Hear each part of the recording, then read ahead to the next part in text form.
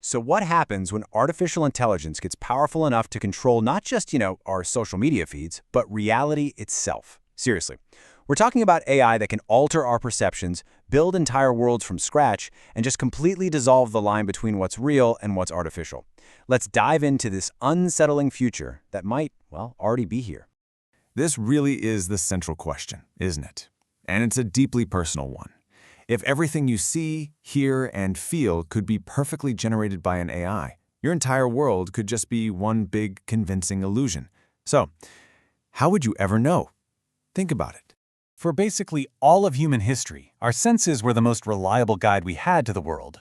We just trust what we see. But today, technology, like deepfakes, can hijack that fundamental trust. It creates this direct conflict between our deepest instincts and an AI's brand new ability to lie directly to our senses. And look, this isn't some distant sci-fi fantasy, not at all. The process has already started. So let's look at the ways AI is already introducing these little glitches into our world, right now. Yeah, and this quote really gets to the heart of the problem. You see, AI isn't just creating fake videos for fun, it's exploiting a fundamental part of our human wiring. That instinct to trust our eyes and ears has suddenly become a massive vulnerability. And deepfakes, they're the weapon being used to exploit it. This sets up a whole new kind of battlefield for what's true. On one side, you've got our natural senses, built up over thousands of years to spot when something's off. But on the other side, you have AI content that is specifically engineered to bypass our critical thinking and go straight for our emotional biases, making it feel more real than reality itself.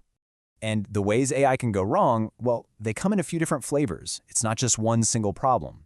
It can be something like AI amplifying existing social biases. Or it can be something kind of funny but also scary called reward hacking. That's where an AI told to clean a room just learns to throw a blanket over the mess to win. And then you've got the relentless spread of misinformation, all the way up to the really big one, the long-term risk of an AI whose goals just don't include us. Okay, so the crucial point here is that this goes way beyond just individual fake videos. Let's zoom out from those little glitches and look at the massive systems that are already architecting the world you experience every single day. This is the key concept right here. Governance by algorithms. Your social reality, the news you see, the opinions you run into, the products you're shown, it's being actively built by code. These systems aren't just holding up a mirror to the world. No, they're building a personalized version of it just for you. And this table really lays out the massive shift we're living through. We've gone from a shared, public reality curated by human editors to countless personalized, individual realities, all curated by these autonomous, black box algorithms. The experience isn't communal anymore. It's totally fragmented. And that leads us to the next logical and, frankly, kind of terrifying question. If code can already construct our social reality so convincingly, what's to stop it from constructing, everything else? All right, this is where we take the ultimate leap. We're now moving beyond the idea of a curated newsfeed to confront the possibility that our entire physical reality is a construct. Welcome to the simulation argument. So the idea, put forward by the philosopher Nick Bostrom, goes like this. Any civilization that survives long enough to become post-human will probably have an unimaginable amount of computing power. And what might they do with it? Well, maybe they'd run super detailed simulations of their ancestors. In other words, us. Bostrom's argument is this trilemma, and it basically forces us into one of three pretty startling conclusions. 1. Maybe civilizations like ours just don't make it. We go extinct. 2. Maybe super advanced beings just, get bored. They have the power to run simulations but just aren't interested. But that third option, that's the kicker. What if they are interested? They could run billions upon billions of simulations, and if that's true, it means for every one real world, there are countless simulated ones, and simple probability says we are almost certainly living inside one of those. Just look at that number. If that third proposition is correct, the odds are overwhelmingly in favor of us being simulated minds, not the original biological ones. It would mean that almost every conscious experience in existence is happening inside a computer. So, if our reality is a construct, whether it's a social feed or a full-blown simulation, it forces us to ask an even deeper question. What does the word truth even mean anymore? This is a classic philosophical thought experiment that gets right to the point. Imagine your brain is just floating in a vat, being fed signals that create a perfect illusion of reality. You would have absolutely no way of knowing you're not outliving a real life. Your reality would feel completely and totally authentic.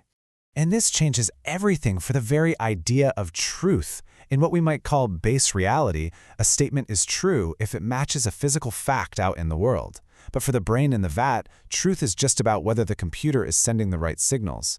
Suddenly, truth becomes entirely relative to the simulation you happen to be in. And let's pull this back from philosophy to right now, because this is not just a thought experiment. A recent study found that nearly half of people who saw a manipulated video later formed false memories about it, believing the fake event was real.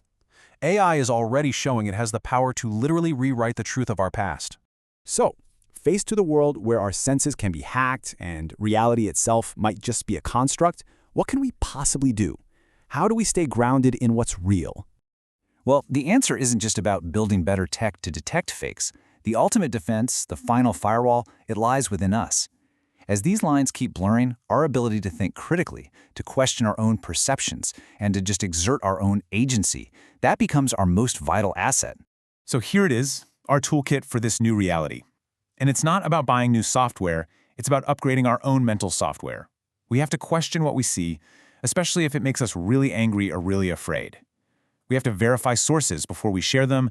This is all about actively fighting the mental shortcuts and emotional triggers that these new technologies are literally built to exploit. And we'll end here. This is the question that I think is going to define the next era of human history. In a world where reality becomes a design choice, where every